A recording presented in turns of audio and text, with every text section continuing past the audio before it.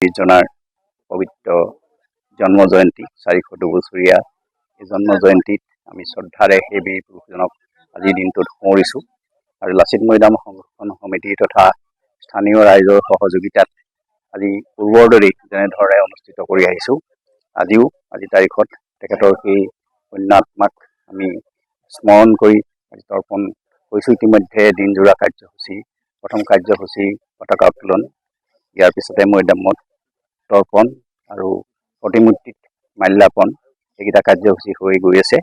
ইয়াৰ পিছত আমি কাৰ্যসূচী ৰাখিছোঁ যে ইয়াত জনগোষ্ঠীয় নৃত্য প্ৰদৰ্শন হ'ব আৰু কুইজ প্ৰতিযোগিতা আৰু তাৰ লগে লগে আমি এটা অনুষ্ঠান ৰাখিছোঁ, যিটো অনুষ্ঠান আমি ইয়াত যিসকলে এই অঞ্চলটোত আমাৰ লাচিত বৰফুকনৰ মৈদামত প্ৰথম পৰ্যায়তে তেখেতসকলে ইয়াত ভূমিদান কৰিছিলে আৰু তেখেতসকলক আমি এটা সম্বৰ্ধনা কাৰ্যসূচী এটাও ৰাখিছোঁ, চমু কাৰ্যসূচী।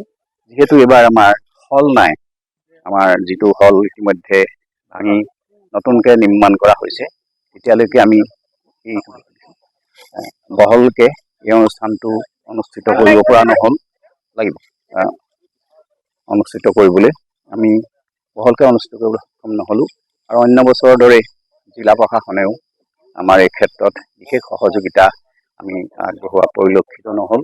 আমি স্থানীয় ৰাইজৰ সহযোগত আমি এই অনুষ্ঠানটো কৰিবলৈ লৈছোঁ। সন্ধিয়া বন্তি প্ৰজ্বলন কাৰ্যসূচীৰে আজিৰ দিনটোৰ কাৰ্যসূচী সমাপন কৰিম।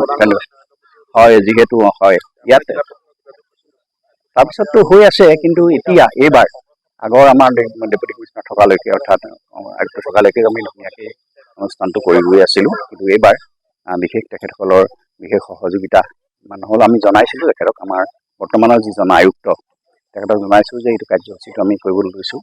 তেখেতে গুৱাহাটীলৈ ক'লে যোৱাৰ কথা এটা ক'লে আৰু অন্য তেখেতসকলৰ অন্য কৰ্মচাৰীও ইতিমধ্যে এতিয়ালৈকে আমাৰ লগত কোনো যোগাযোগ হোৱা নাই। আমি এই বীৰজনাৰ এই নিৰ্দিষ্ট দিনটোত আমি ভাবিছোঁ যে সেই পুণ্য আত্মাৰ আমি তেখেতৰ সদ্গতিও কামনা কৰাৰ লগতে সেই আমাৰ অসমখন ৰক্ষা কৰাৰ যিজন ব্যক্তিয়ে আমাক সহযোগিতা কৰিলে, অসমখন ৰক্ষাৰ ক্ষেত্ৰত তেখেতে বীৰত্ব প্ৰদৰ্শনেৰে মোগলক প্ৰতিহত কৰি অসমখন সুৰক্ষিত কৰি ৰাখিলে, সেই বীৰজনাৰ আজি জন্ম জয়ন্তীত আমি উলহ মালহেৰে পাতিব লাগিছিলে, কিন্তু আমি স্থানীয়ভাৱে অনুষ্টুপীয়াকৈ প্ৰতি বছৰ যেনেকৈ ধাৰাবাহিকভাৱে আমি পাতি আহিছোঁ, এই বছৰো পাতিছোঁ। 22 আৰু 23 এই দুটা বছৰ অৱশ্যে জিলা প্ৰশাসনৰ সহযোগিতা সম্পূৰ্ণ আছিলে, তেখেতসকলৰ লগত সহযোগিতা কৰি আমি বহলভাৱে অনুষ্ঠিত কৰিছিলোঁ। এইবাৰ আমি মাত্ৰ অনুষ্টুপীয়াকৈ অনুষ্ঠানটো কৰিবলৈ লৈছোঁ। জুবিন গাৰ্গৰ গীতসমূহৰ ওপৰত আধাৰিত গানে কি আনে নামৰ এটা সুন্দৰ অনুষ্ঠান আপোনালোকৰ ওচৰলৈ আহি আছে অতি শীঘ্ৰে।